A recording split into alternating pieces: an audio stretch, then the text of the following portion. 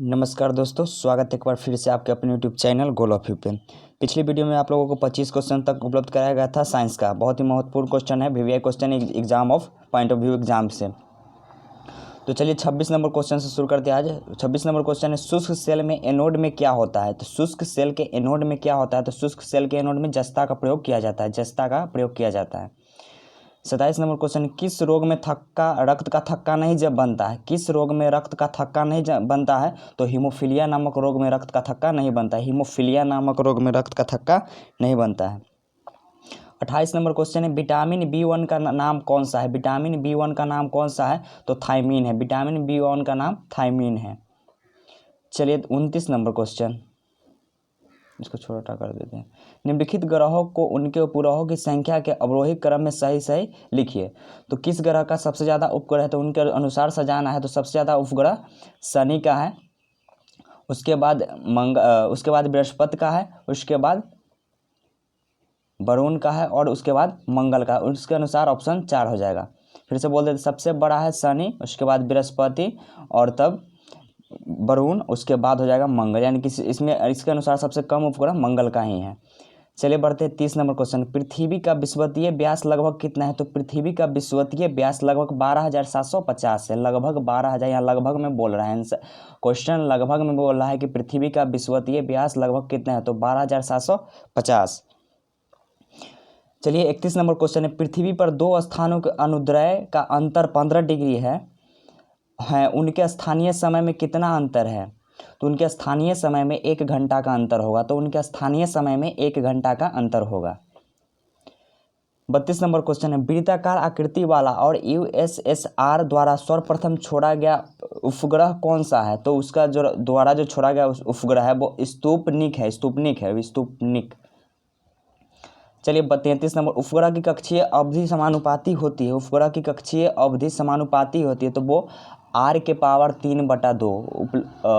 उपग्रह की कक्षीय अवधि जो होती है वो r⁻3/2 के समानुपाती होती है। चलिए 34 नंबर क्वेश्चन, ग्लेशियर में बर्फ हमेशा निम्न से कहाँ से पिघलता है। तो ग्लेशियर में बर्फ हमेशा सबसे निचले स्तर से पिघलती है, सबसे निचले स्तर से। 35 नंबर क्वेश्चन, 20 kg के द्रव्यमान को जमीन के ऊपर 1 मीटर की ऊंचाई पर पकड़ने रखने के लिए कितना कार्य करना होगा।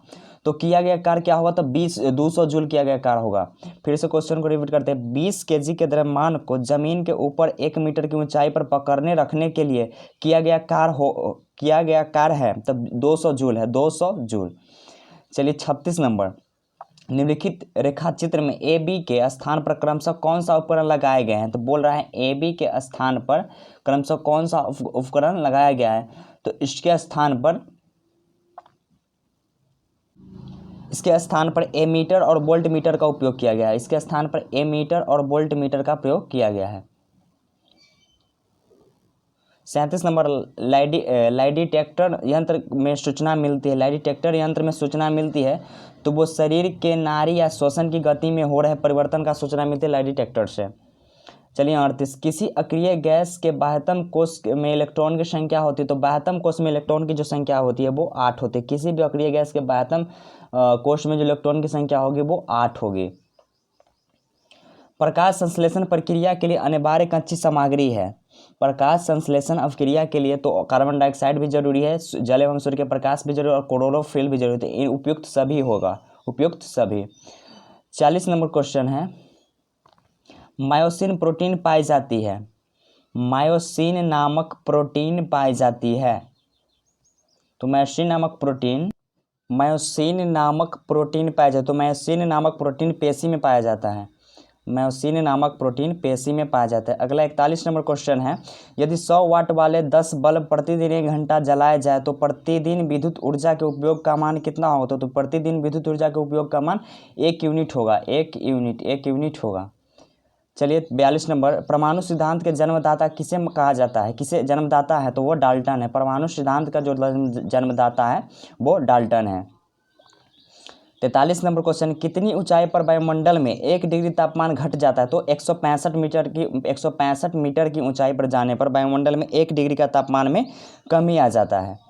44 नंबर क्वेश्चन, किसी श्रेणी के यौगिक के दो क्रमागत सदस्यों के बीच CH2 का अंतर रहने पर उस श्रेणी को क्या कहते हैं।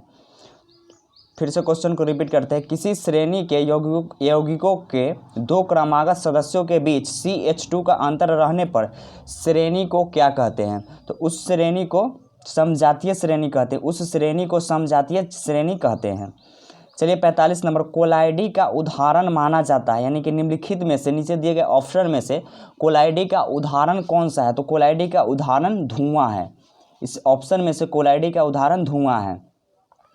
46 नंबर क्वेश्चन है, गैस से भरे एक जार में गुलाब का रंगीन फूल गिरने पर रंगहीन हो जाता है, तो जार में कौन सी गैस है।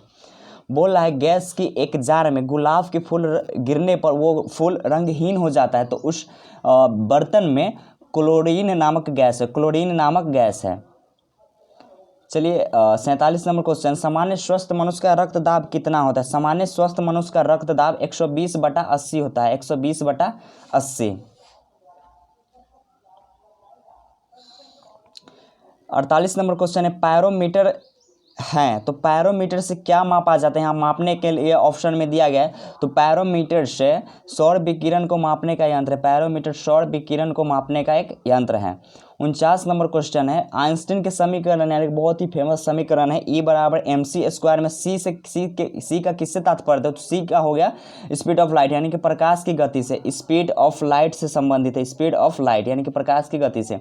इस वीडियो का लास्ट क्वेश्चन है, साइंस का लास्ट क्वेश्चन इस वीडियो का, गर्म पानी में जिसमें अधिक मात्रा में नमक मिला हो उसमें पीड़ित व्यक्ति की सूजन, यानी कि जिस व्यक्ति को पैर में सूजन हो जाता है उनको जो सेका जाता है गर्म पानी से किया जाता है, इसे उस घटना को क्या कहते हैं। तो उस घटना को आइसोमोसिस कहते हैं, आइसमोसिस नाम से उस घटना को जानते हैं।